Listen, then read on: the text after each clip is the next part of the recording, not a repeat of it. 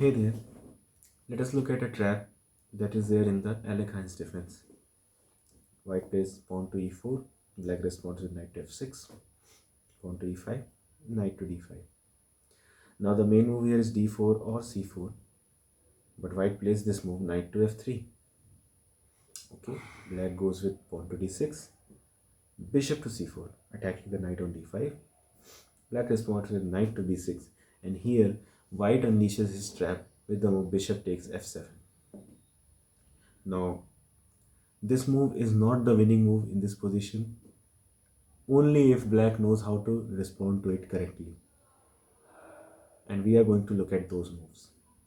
King takes f7, knight to g5 check. Now, black has three choices. Black can either go back to e8, back to g8, or back to come forward with pawn, king to g6.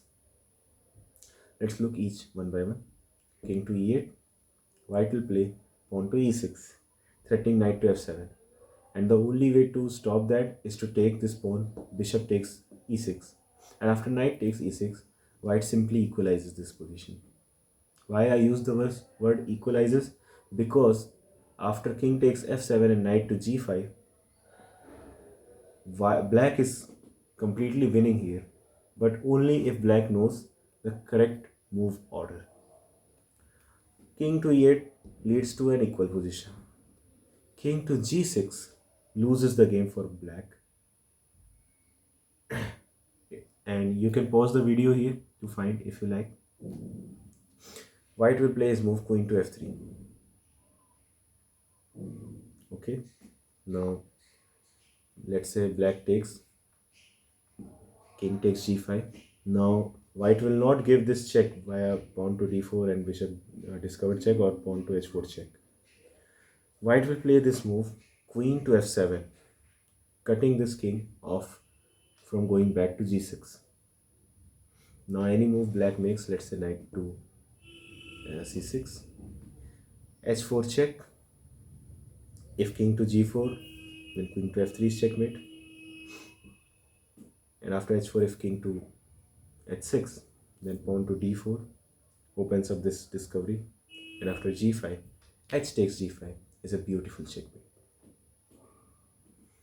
Going back.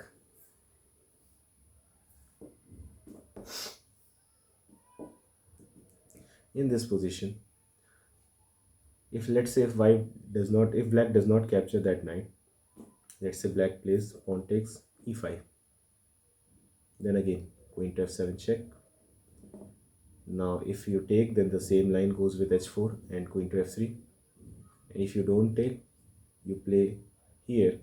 Then after d3 or d4, good luck defending this position against white. There are all sorts of nasty discoveries and you will not be able to move your king anywhere. Let's say knight to c6 or something, knight to e6 check, and the king has nowhere to go. After this, bishop takes, and this is a checkmate.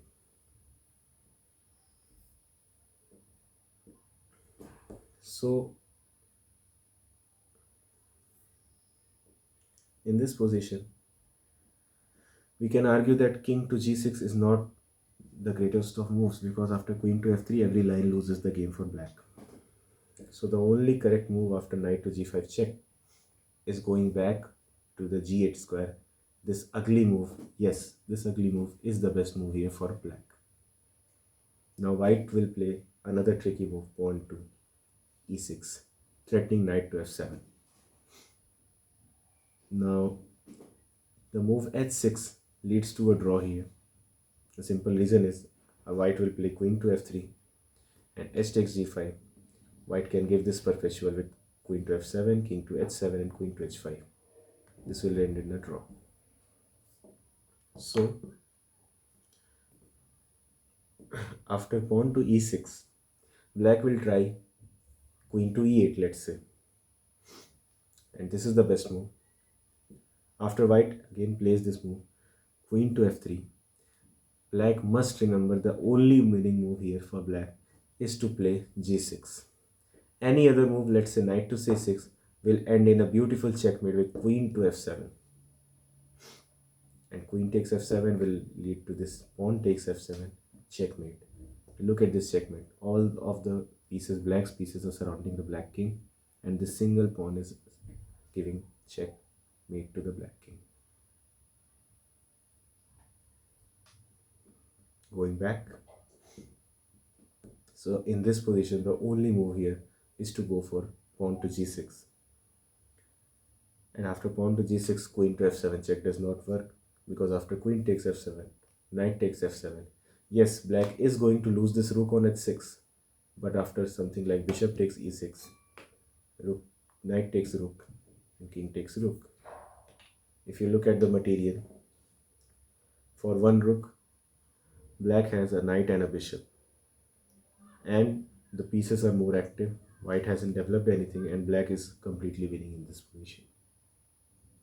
So if you enjoyed this, make sure you like this video and subscribe to my channel MedChess for more such opening traps and tricks.